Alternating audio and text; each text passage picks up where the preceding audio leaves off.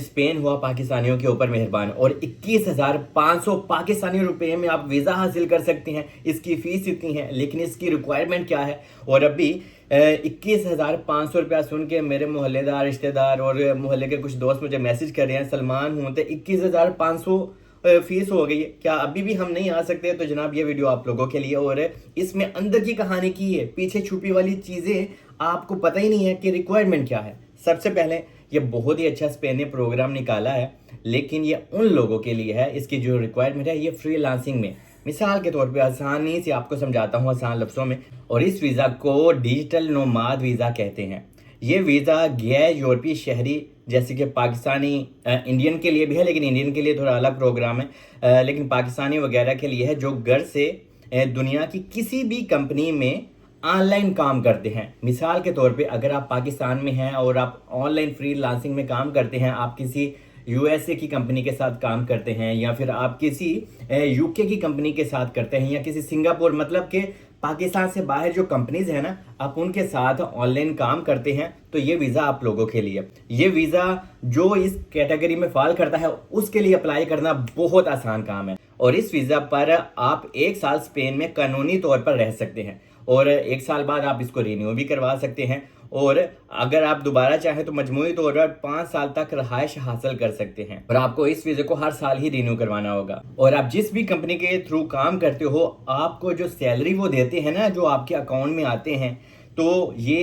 2,763, मतलब कि समझ लें कि 2,800 यूरो ऑलमोस्ट अगर आपकी सैलरी है जो आपको दूसरे कंट्री वाले आपको पे कर रहे हैं, तो जनाब आप ये वीज़ा हासिल कर सकते हैं। और ये 2,800 यूरो ऑलमोस्ट अगर मैं पाकिस्तानी रुपीस में बात करूँ ना, ये तो कोई 8.5 लाख रुपया बनता है, ठीक है। लेकिन फिर भी बहुत ज़्यादा लोग हैं जो 8, 10 लाख, 15 लाख भी ले रहे हैं। तो ये डिपेंड करता है कि लोग कौन सी जॉब कर रहे हैं फ्रीलांसिंग में। लेकिन 8-10 लाख तो नॉर्मल है, बहुत ज़्यादा लोग कर रहे हैं। लेकिन जो लोग 8-10 लाख रुपया पाकिस्तान में ही ले रहे हैं, तो मुझे नहीं लगता उनको यहाँ पे आना चाहिए। आप तो अपनी फैमिली के साथ हो, यहाँ पे आप लोग आएंगे, यहाँ पे आटा भी खुद गूंदना, बर्तन खुद मांजने हैं। मैंने अभी नाश्ता किया है तो जनाब बर्तन भी सारा खुद किया है, तो बहुत सारे काम होते हैं। तो अगर आपको फैमिली के साथ आपको 7 लाख 8 लाख पाकिस्तान में रह के बन रहा है, तो मुझे नहीं लगता कि आपको स्पेन में आना चाहिए। लेकिन एनीवे आने वाले तो आएंगे। ये आगे और बता देता हूँ कि अगर आपके पास आपके बच्चे हैं आपके साथ, या आपकी बीवी हैं, तो आपका ये जो इनकम आती है इसका रेट थोड़ा और ज़्यादा बढ़ जाएगा। मिसाल के तौर पे अगर आप अपनी वाइफ के साथ आना चाहते हैं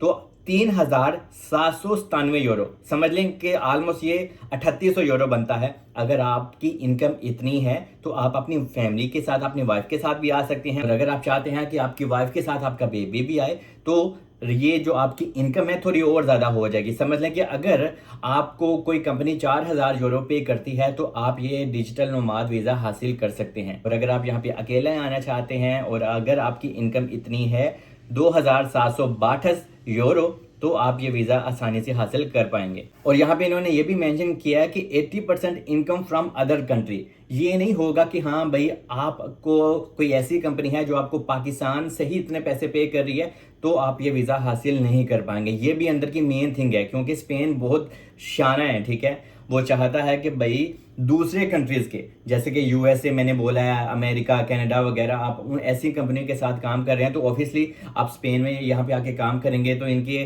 कंट्री में यूरोज वगैरह आएंगे, तो ऑब्वियसली स्पेन को फ़ायदा होगा। ये एक अच्छा प्रोग्राम है। स्पेन ने लालच भी दी है और लोगों को सहूलत भी दी है। इसमें जो आपको डॉक्यूमेंट्स चाहिए, ठीक है, आपकी कंपनी के डॉक्यूमेंट्स चाहिए जहाँ पे आप काम कर रहे हैं, मतलब कि जिस भी कंपनी के साथ आप ऑनलाइन काम कर रहे हैं उसके सारे दस्तावेज आपको साथ लगाने होते हैं। वीज़ा एप्लीकेशन फॉर्म आप खुद भी फिल कर सकते हैं, और पासपोर्ट तो ऑफिसली, और तो फोटोज़ 2 अदद आपके पास होनी चाहिए। और आप जो रिमोटली काम करते हैं फ्रीलांसिंग में, आपको अपनी लास्ट 3 महीने की सैलरी स्लिप भी साथ लगानी है। वो इन्होंने मेंशन नहीं किया, लेकिन ऑफिसली जब हम नोमाद वीज़ा अप्लाई करते हैं तो हमें अपने लास्ट 3 महीने की सैलरी स्लिप भी ऐड करनी होती है, जो और वर्क कॉन्ट्रैक्ट के साथ। मतलब कि समझ लें आप यूके की किसी कंपनी के साथ काम कर रहे हैं ऑनलाइन, तो आपको उस कंपनी के डॉक्यूमेंट्स लगाने हैं और अपनी सैलरी स्लिप लगानी है जो यूके ने आपको पे की है लास्ट वाली 3 महीने की। और आपको अपनी बैंक स्टेटमेंट भी साथ लगानी होगी, और आपको अपना पीसीसी मतलब कि पुलिस क्लियरेंस सर्टिफिकेट भी बनवाना होगा, और आपको अपनी हेल्थ इंश्योरेंस भी करवानी होती है, ठीक है, इस वीज़ा को हासिल करने के लिए।